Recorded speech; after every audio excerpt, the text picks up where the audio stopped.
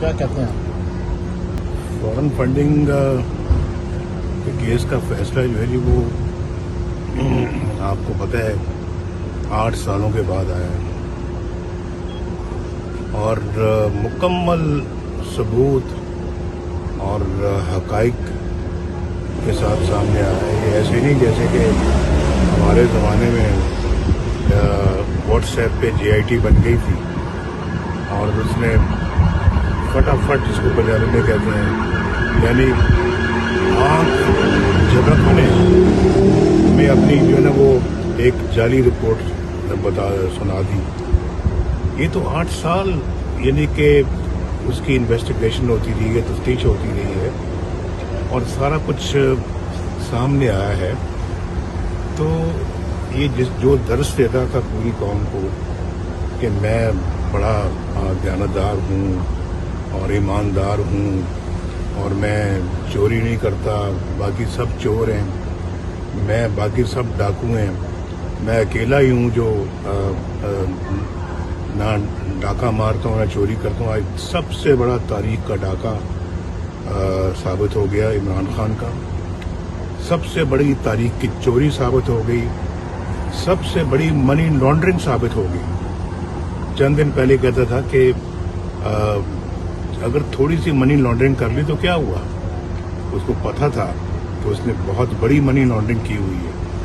اس لیے تو بار بار کہتا تھا کہ چیف الیکشن کمشنر استعفیٰ دے استعفیٰ دے استعفیٰ دے, اور احتجاج کی کال بھی جمعرات کو رکھی ہوئی ہے. پتہ تھا کہ چوری کی ہوئی ہے. عمران خان کو اچھا بھلا پتہ تھا کہ اس نے پاکستان کی سب سے بڑی چوری, پاکستان کی تاریخ میں سب سے بڑا ڈاکہ ڈالا ہوا ہے اور اس کو نظر آ رہا تھا کہ فیصلے میں سب کچھ آئے گا. اور آج دودھ کا دودھ پانی کا پانی ہو گیا. یہ الیکشن کمیشن آف پاکستان کی 8 سالہ جد و جہد اور تفتیش کی کے بعد یہ رپورٹ آپ کے سب قوم کے سامنے آئی ہے. اور اس شخص کا فتنہ, اس شخص کا شر, پاکستان کی تباہی, اور جس طرح سے انہوں نے پاکستان سے باہر لوگوں سے غیر ملکیوں سے پیسہ لیا, تو جب غیر ملکیوں سے آپ پیسہ لیں گے تو پھر غیر ملکی ایجنڈا ہی آپ پاکستان میں نافذ کریں گے نا. اور اس کا نتیجہ آپ نے دیکھ لیا کہ پاکستان کی اکانومی تباہ, پاکستان کا معاشرہ تباہ, پاکستان کی سیاست تباہ کر کے رکھ دی اس بندے نے. جو پاکستان کو اتنا اچھا ہم بنا رہے تھے, چلا رہے تھے, اکانومی بہتر ہو رہی تھی, دن بدن ترقی ہو رہی تھی, پاکستان ایک نیا خواب دیکھ رہا تھا, اس شخص نے آ کے اس کو چکنا چور کر دیا. یہ فوراً ایجنڈے پہ تھا, کوئی شک نہیں مجھے اس رپورٹ کے بعد تو کوئی شک باقی رہ ہی نہیں گیا کہ یہ غیر ملکی ایجنڈا تھا جس کو یہ پاکستان کے اندر نافذ کرنے کی کوشش کر رہا تھا. اور پھر دیکھیں یہ کوئی چھوٹی موٹی رپورٹ نہیں ہے.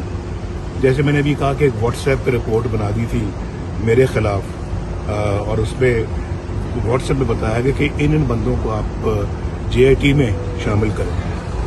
ہوئے شامل, اور اس میں ایک ISI کا نمائندہ بھی ڈالا گیا, اس میں ایک ملٹری انٹیلیجنس کا نمائندہ بھی ڈالا گیا, اور دنوں میں رپورٹ بنا کے تو پیش کر دی گئی. اور پھر ایسی چیز پر مجھے نکال دیا گیا جو سمجھ میں نہ آنے والی ہے کہ بیٹے سے تنخواہ نہیں لی, بنتی تھی تنخواہ نہیں لی, اور وہ چند لاکھ روپے تھی جو میں نے تنخواہ, وہ میرا بیٹا ہے بھائی, میں لوں نہ لوں میری مرضی ہے بھائی, تو اس پہ مجھے نکال دیا اور وزیر اعظم کی چھٹی کرا دی.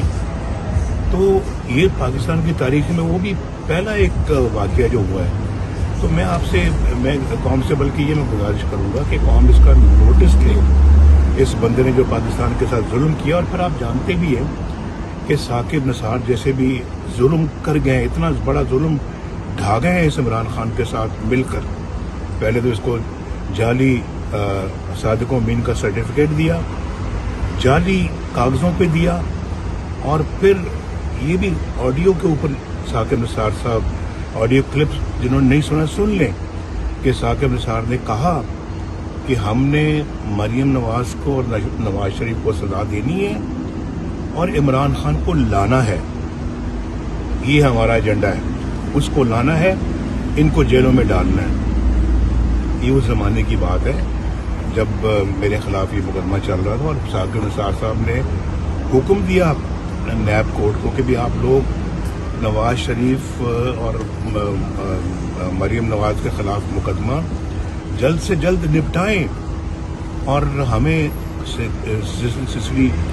سسلین مافیا کہا گیا, ہمیں گاڈ فادر کے خطابات سے نوازا گیا, اور ساتھ یہ بھی کہا گیا کہ ہفتے میں کوئی چھٹی نہ کریں نواز شریف کے خلاف, کیونکہ مقدمہ کا فیصلہ کرے, اور مانیٹرنگ جج لگا دیا. مقدمے کا فیصلے کا مطلب کیا ہے؟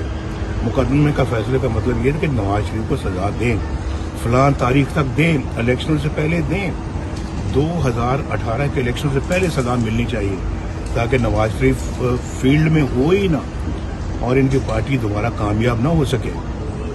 تو یہ سب چیزیں ریکارڈ کا حصہ ہیں بھائی, ریکارڈ کا. اور میں یہ سمجھتا ہوں کہ یہ ثاقب نثار صاحب چاہے ریٹائر ہو گئے ہیں, لیکن وقت آئے گا ان کو ان سب باتوں کا جواب دینا پڑے گا.